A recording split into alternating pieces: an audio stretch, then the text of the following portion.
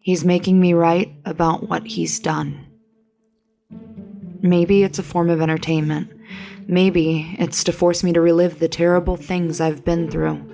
No matter the reason, if you're reading this, you need to know I am not in control. I'm just his puppet, his slave. He is wearing me. I've been a cam girl since January 5th, 2016. The first year was lovely, and I say that without sarcasm. I made decent money and developed connections. I networked with other girls and guys, and we got to learn the business together. There was little competition among us. It was all very supportive. Sometimes we even collaborated and put on a couple show for our regulars. Clients were happy to pay extra for that kind of stuff. I learned pretty quickly how to avoid the creeps, the abusers, the ones who'd spam the chat room with requests for dangerous insertions or disgusting illegal pairings. They could be blocked. Most of the time, they'd move on. Some were more persistent, though. Some masked their IP addresses and used VPNs and did all sorts of other technical things to keep popping up, despite being blocked. It was something that we all had to live with. Write down, Nicole. One creep in particular, who went by the oh-so-clever handle Fistington, terrorized me for almost 4 months. No matter what I was doing, if I wasn't in a private session, he'd enter the room and spam some of the most hideous, violent, misogynistic material I'd ever read. I will not repeat it. My regulars did their best to ignore him, but their own chats and requests would get bogged down by violent spam. I lost subscribers, and my income decreased. On the 1-year anniversary of my channel, I'd planned to have a special public show for my fans and for anyone else who wanted to watch. It was free, and for that night only. I was offering the kind of performance I only give to paying customers. Bottomless, mild insertions, etc., you know? It was all going well. I had a lot of new eyes on me and donations were rolling in. Then, that piece of shit Fistington came into the room and ruined everything. The number of people in my channel dwindled. I didn't blame them. It's hard to be turned on when you're forced to read the types of things he was saying. As the last of the viewers left, I started to cry. I'd never cried on cam. I'd never had a reason to. I'd been frustrated, sure, but never brought to grief. And all Fistington did was laugh. His LOLs poured down the page as tears poured down my cheeks. I closed the channel, wept for a little while longer, and went to bed. In the morning, I woke up to an email from one of my regulars, Stefan from Austria. I'd never met him or anything, but he'd been a fan of my channel from the beginning and had contributed over $1,000 in donations over that period of time. He made his requests, and while graphic, they were never anything I objected to, never anything that compromised my dignity. His email was short and to the point. I'll paraphrase. Nicole, I apologize for the cruelty of my fellow men. Please accept this donation and expect a gift in your post office box in the near future. I hope you haven't been discouraged. You are beautiful and deserve happiness. Trust me. Sincerely, Stefan. The donation was for $5,000.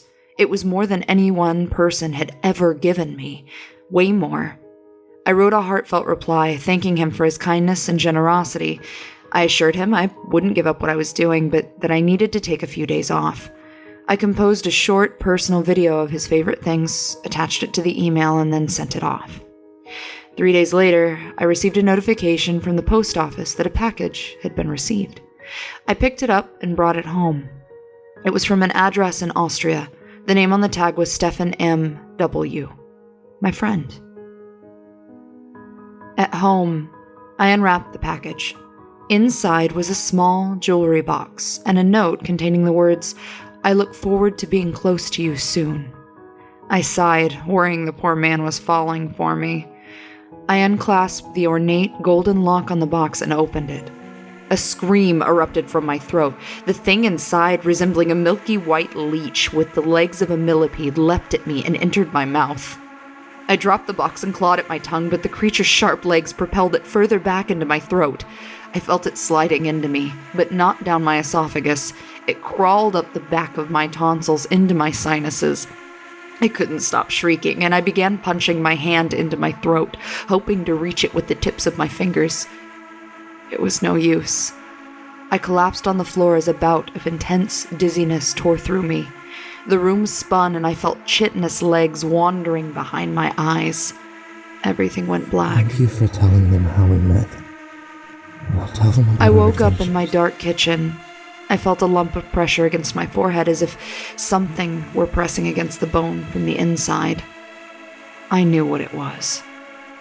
Fresh panic bloomed throughout my chest, and I knew I needed to get up and call 911, but as hard as I tried to get off the floor, my body wouldn't react. I couldn't move. I couldn't even blink. I attempted to adjust my breathing, but my lungs just wouldn't obey. Regardless, my chest still rose and fell. I was getting air, and I could see.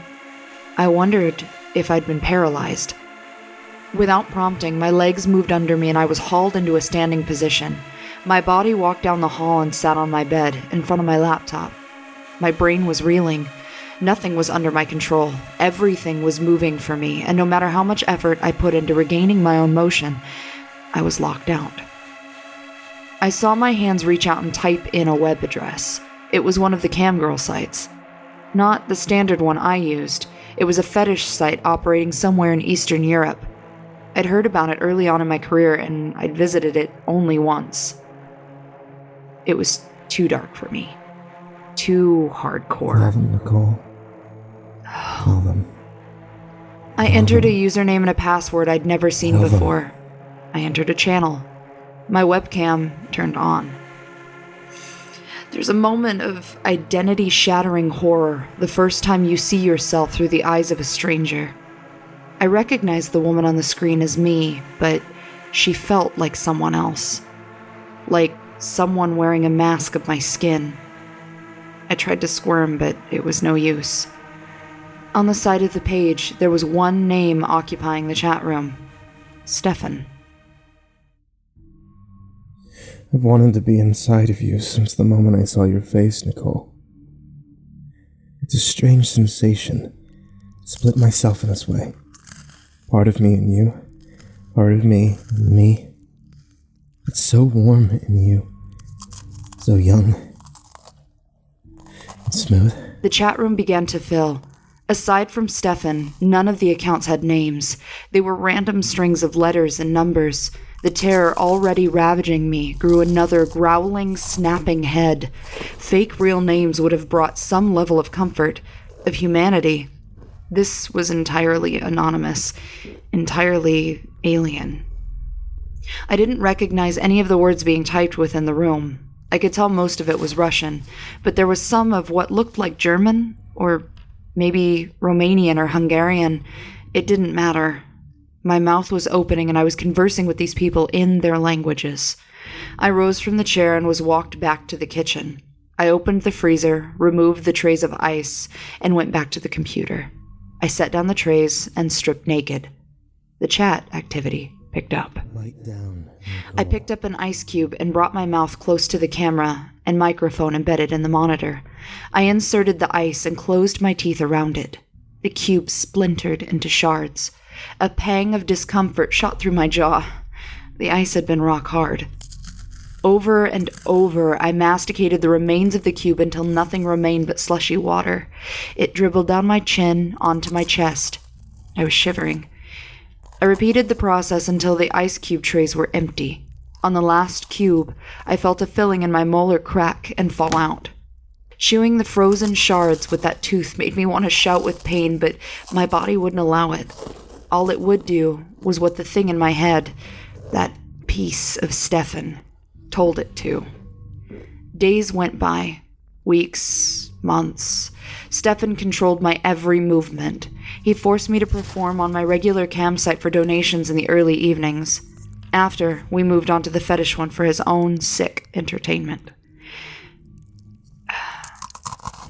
I am now known in some fetish circles as Elsa. It's a reference to the movie Frozen. I perform for men with ice. These last months have been torturous, not only because of my stolen autonomy, but because of the physical pain. The remains of my teeth are loose shards of enamel protruding through the puffy, bloody pulp of my gums. Each attempt to bite down on ice sends convulsive waves of pain through me, waves that, to any other person, would send them sobbing to the hospital for some kind of relief. I get no relief. I get no respite.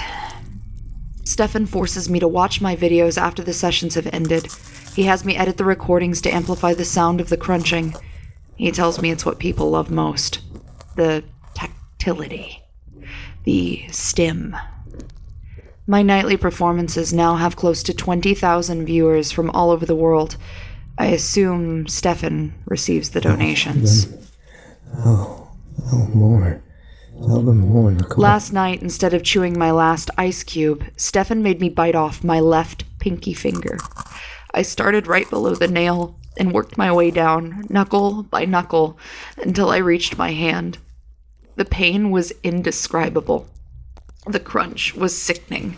Blood poured down my mouth, and chunks of bone from my finger embedded themselves in the root-filled holes where my molars once stood. The viewership had never been higher. That's likely the reason why I'm being allowed to tell this story. Not just for him to brag, but because he won't be able to brag through me for much longer. Throughout the course of my writing this, he's traced my fingers around my front teeth, sometimes nibbling, sometimes forcing an incisor under a nail bed, always hurting, but never biting. I assume that's for later, and I assume I won't be able to type anything again in 9 days. As for what happens after that, only Stefan knows. I am powerless. Smart girl, Nicole. Smart and warm, smooth, young. Such a good little Elsa. Such a good little Elsa.